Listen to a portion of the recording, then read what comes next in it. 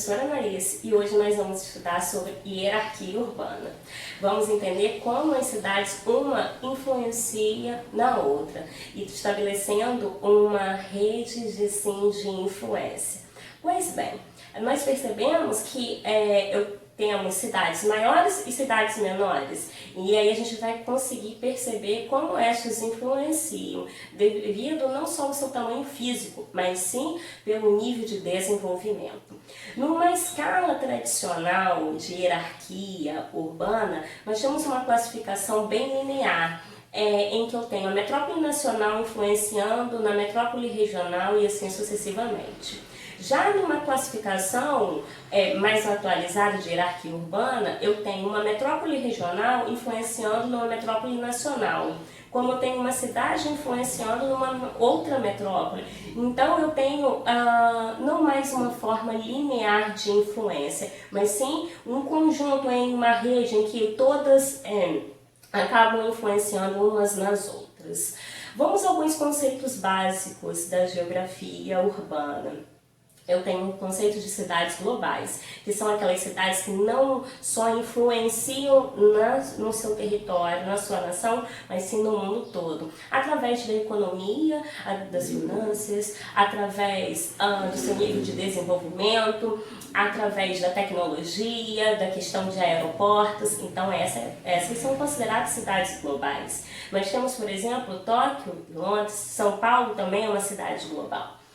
Agora, megacidade. Megacidade é um conceito simples. É quando uma cidade tem mais de 10 milhões de habitantes. Então, é considerada uma megacidade, independente do seu nível de desenvolvimento. Por exemplo, a cidade do México é uma megacidade, ok? Da mesma forma que Tóquio é uma cidade global, mas é uma megacidade. Então, eu posso ter alguma cidade que é uma cidade global e uma megacidade também. Megalópole. Megalópole são duas metrópoles que se unem fisicamente através do processo de conurbação. E aí o que acontece? Você não sabe onde começa uma e termina outra. O exemplo clássico é Boston e Washington. Para alguns estudiosos, São Paulo e Rio de Janeiro é considerado uma megalópole, mas para outros não, porque o espaço físico em que eles se unem não pode ser caracterizado como megalópole, já que São Paulo cresce mais, se desenvolve mais para o lado de Santos e não para o lado do Rio de Janeiro. Metrópole é quando eu tenho uma cidade com uma grande influência nas cidades em sua volta.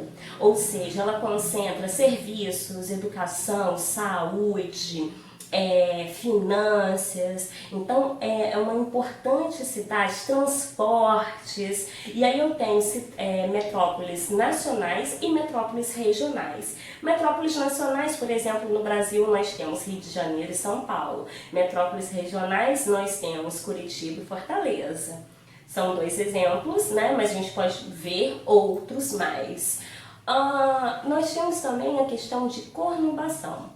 Conurbação significa o quê? Quando duas cidades ou mais se unem fisicamente, sem saber onde começa uma e onde termina a outra.